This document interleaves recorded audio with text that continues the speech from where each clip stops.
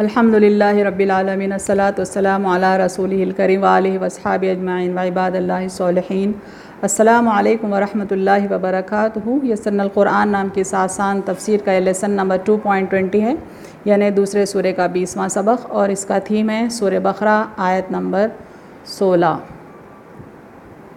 Topics کورڈ اس طرح سے ہیں، سب سے پہلے word by word and phrase by phrase translation, جو اردو میں بھی ہوگا اور انگلش میں بھی۔ اس کے بعد کامنٹری یعنی تفسیر، آخر میں کچھ امپورٹنٹ پوائنٹس، ایکنالجمنٹ اور ریفرنسز۔ اعوذ باللہ من الشیطان الرجیم، بسم اللہ الرحمن الرحیم۔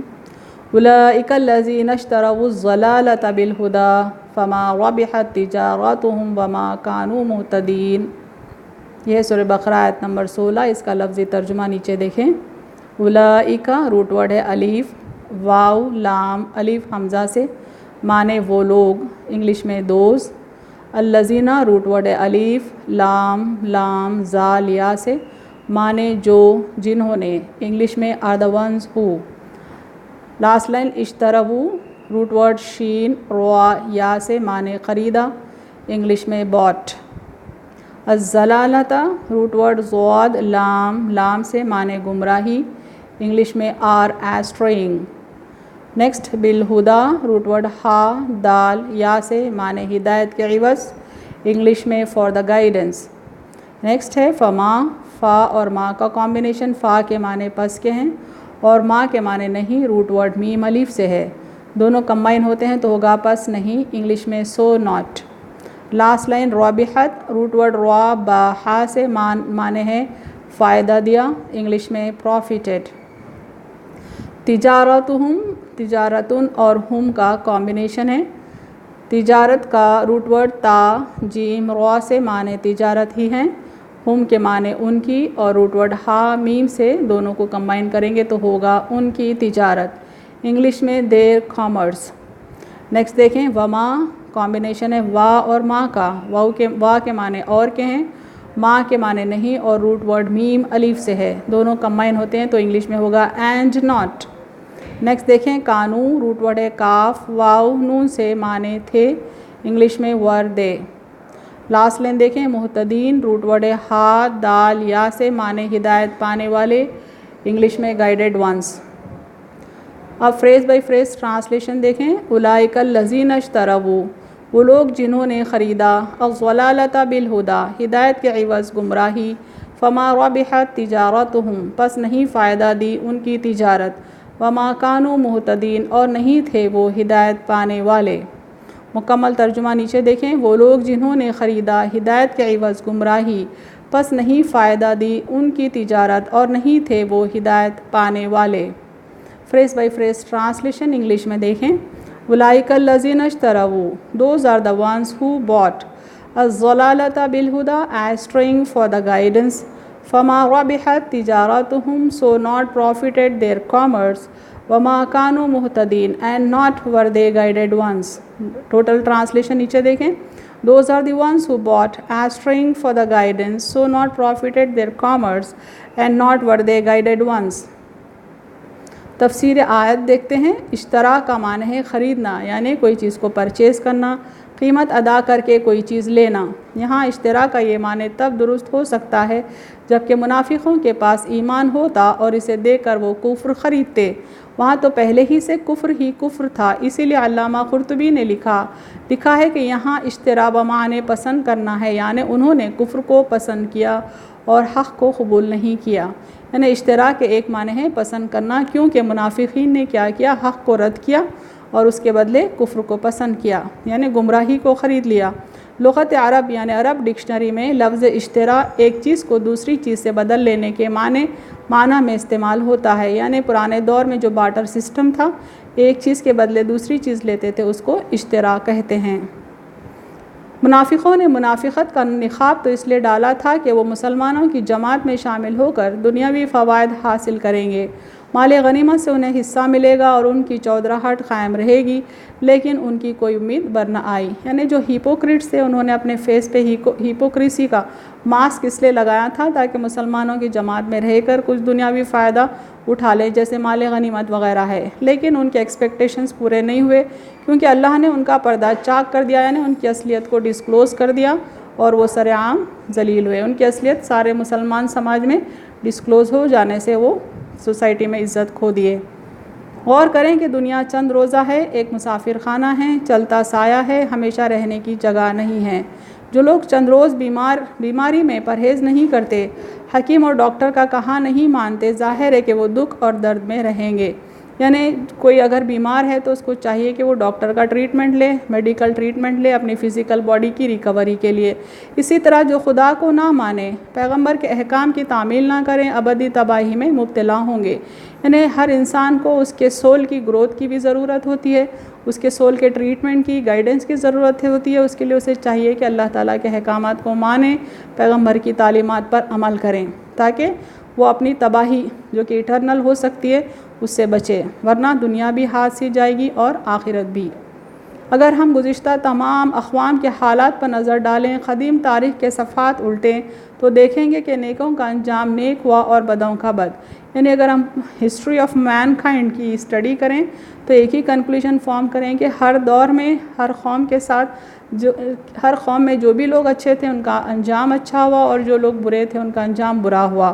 اگر ہم نمرود اور ابراہیم علیہ السلام، فرعون اور موسیٰ علیہ السلام کے واقعات زندگی کا مطالعہ کریں، نمرود اور فرعون ناکامی کے دریا میں ڈوب گئے، اور ابراہیم علیہ السلام اور موسیٰ علیہ السلام کو اللہ نے حیات جاوید یعنی ایٹرنل لائف بخشی ہے۔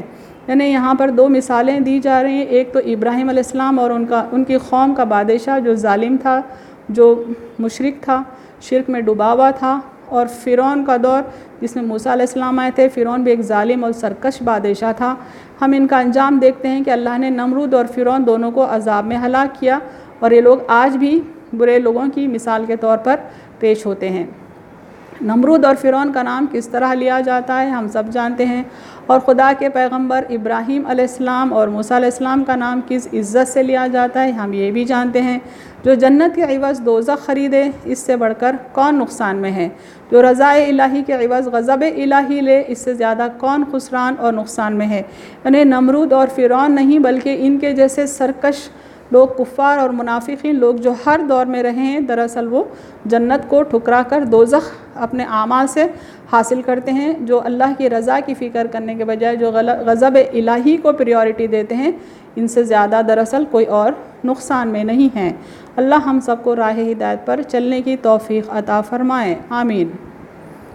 جو لوگ ہدایت کے بدلے گمراہی خریدتے ہیں، دراصل وہ مغفرت کے بدلے عذاب خریدتے ہیں۔ یعنی ہدایت کے بدلے گمراہی کی وہ پریورٹی دینا دراصل مغفرت کے بدلے عذاب کو پریورٹی دینے کے برابر ہے، جیسا کہ سورہ بقرہ آیت نمبر 175 میں اللہ تعالیٰ فرماتے ہیں اولئک الذین اشتروا الضلالۃ بالہدی والعذاب بالمغفرہ فما اصبرهم علی النار۔ یہی وہ لوگ ہیں جنہوں نے گمراہی کو بدلے ہدایت کے خریدا اور عذاب کو بدلے بخشش کے، پس دوزخ کے آگ پر ان کا کتنا بڑا صبر ہے۔ یعنی جو لوگ دراصل گمراہی لیتے ہیں ہدایت کے بدلے، وہ دراصل عذاب مول لیتے ہیں بخشش کے بدلے، اور یہ لوگ دوزخ میں داخل ہوں گے۔ کفار اور منافقین کی مزید تجارتوں کا ذکر قرآن میں آیا ہے، جیسے کہ سورہ بقرہ آیت نمبر 86 میں اللہ تعالیٰ فرماتے ہیں اولئک الذین اشتروا الضلالۃ اولئک الذین اشتروا الحیاۃ الدنیا بالآخرہ فلا یخفف عنہم العذاب ولا هم ینصرون۔ یہی وہ لوگ ہیں جنہوں نے دنیا کی زندگی کو آخرت کے بدلے خریدا، سو ان سے عذاب ہلکا نہ کیا جائے گا اور نہ انہیں کوئی مدد مل سکے گی۔ یعنی یہ منافق لوگ، یہ کفار لوگ دراصل دنیا کی زندگی کو پریورٹی دیے، آخرت کے لیے کوئی تیاری نہیں کیے، اس لیے اللہ تعالیٰ ان کو عذاب میں مبتلا کیا کرے گا، اور ایسا عذاب جو ان پر ہلکا بھی نہ کیا جائے گا۔ بعض منافقین کفر کے بعد ایمان میں وقتی طور پر داخل ہوتے ہیں، پھر کفر میں مبتلا ہو جاتے ہیں، جیسا فرمایا سورہ آل عمران آیت نمبر 177 میں ان الذین اشتروا الکفر بالایمان لن یضروا اللہ شیئا وَلَهُمْ عَذَابٌ علیم۔ جنہوں نے ایمان کے بدلے کفر خرید لیا، وہ اللہ کا کچھ نہیں بگاڑیں گے اور ان کے لیے دردناک عذاب ہے۔ یعنی وقتی طور پر ایمان لا کے پھر کفر کے راستے پہ چلے گئے تو دراصل وہ اللہ کا کچھ تو نہیں بگاڑ پائیں گے بلکہ خود ہی دردناک عذاب میں مبتلا ہوں گے۔ منافق لوگ صرف اللہ کی آیات کو بیچ کر دنیاوی فائدہ ہی نہیں اٹھاتے بلکہ دوسروں کو بھی اللہ کی راہ سے روکتے ہیں، جیسے سورہ توبہ آیت نمبر 9 میں اللہ نے فرمایا اشتروا بآیات اللہ ثمنا قلیلا فصدوا عن سبیلہ انہم ساء ما کانوا یعملون۔ انہوں نے اللہ کی آیتوں کو تھوڑی قیمت میں بیچ ڈالا پھر اللہ کے راستے سے روکتے ہیں، بے شک وہ برا ہے جو کچھ وہ کرتے ہیں۔ یعنی یہ منافقین اہل کتاب کے ہیں۔ دراصل ان کا ایک معمول تھا کہ اللہ کی کتابوں کو، اللہ کی آیات کو بدل دیتے تھے، کچھ منافع کما لیتے تھے، لوگوں سے کچھ پیسہ کما لیتے تھے، پھر یہی نہیں بلکہ لوگوں کو حق کے راستے سے، اللہ کے راستے سے روکتے تھے۔ تو اللہ تعالیٰ فرماتے ہیں کہ بے شک وہ کام برا تھا جو کچھ وہ کیا کرتے تھے۔ منافقین کی دین سے دوری کے سلسلے میں ایک حدیث دیکھیں۔ عائشہ رضی اللہ عنہا نے بیان کیا، نبی کریم صلی اللہ علیہ وسلم نے فرمایا، میں گمان کرتا ہوں کہ فلاں اور فلاں ہمارے دین کی کوئی بات نہیں جانتے ہیں۔ یعنی آپ صلی اللہ علیہ وسلم فرماتے ہیں کہ مسلمانوں کے صف میں دراصل 2 منافق گھس گئے تھے، ان کی طرف اشارہ ہے کہ فلاں فلاں دین کا علم نہیں جانتے۔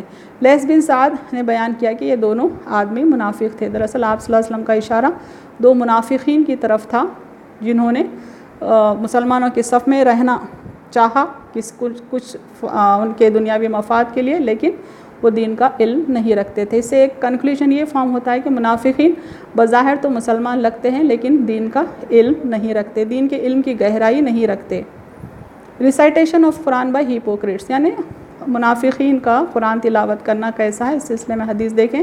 ابو موسیٰ الاشعری reported Allah's messenger as saying، یعنی اللہ کے رسول صلی اللہ علیہ وسلم نے فرمایا، A believer who recites the Quran is like an orange whose fragrance is sweet and whose taste is sweet۔ ایک مومن بندہ جو قرآن کی تلاوت کرتا ہے اس کی مثال ایک سنترے کی سی ہے جس میں خوشبو بھی میٹھی رہتی ہے اور مزہ بھی میٹھا رہتا ہے۔ A believer who does not recite the Quran is like a date which has no fragrance but has a sweet taste۔ ایک مومن بندہ جو قرآن تلاوت نہیں کرتا اس کی مثال کھجور کی سی ہے جس میں کوئی خوشبو نہیں لیکن اس کا مزہ میٹھا ہوتا ہے۔ And the hypocrite who recites the Quran is like a basil whose fragrance is sweet but whose taste is bitter۔ ایک منافق شخص جو قرآن کی تلاوت کرتا ہے اس کی مثال بیسل فروٹ کی جیسی ہے جس میں خوشبو تو میٹھی ہوتی ہے لیکن اس کا ٹیسٹ بٹر یعنی کڑوا ہوتا ہے، کیونکہ منافق کے قلب میں ایمان نہیں ہوتا اس لیے اس کے باطن کو کڑواہٹ سے تعبیر کیا گیا ہے، جیسا کہ فگر 1 میں بیسل فروٹ بتایا گیا ہے۔ یہ ہے منافق کی مثال۔ And a hypocrite who does not recite the Quran is like the colocynth which has no fragrance and has a bitter taste۔ یعنی ایک ایسا منافق جو قرآن تلاوت نہیں کرتا اس کی مثال کلوسنتھ فروٹ کے جیسی ہے جو فگر 2 میں بتایا گیا ہے، جس میں نہ ہی کوئی خوشبو ہوتی ہے بلکہ الٹا اس کا ٹیسٹ، اس کا مزہ کڑوا ہوتا ہے۔ کچھ امپورٹنٹ پوائنٹس دیکھیں یہاں اس سبق کے۔ منافقین نے ہدایت کے بدلے گمراہی خریدی، یہ تجارت ان کے لیے منافع بخش نہیں ہے۔ انہوں نے حق کے بدلے باطل کے راستے پر رہنا پسند کیا، اس سبب سے اللہ نے انہیں مزید گمراہ ہونے کے لیے چھوڑ دیا۔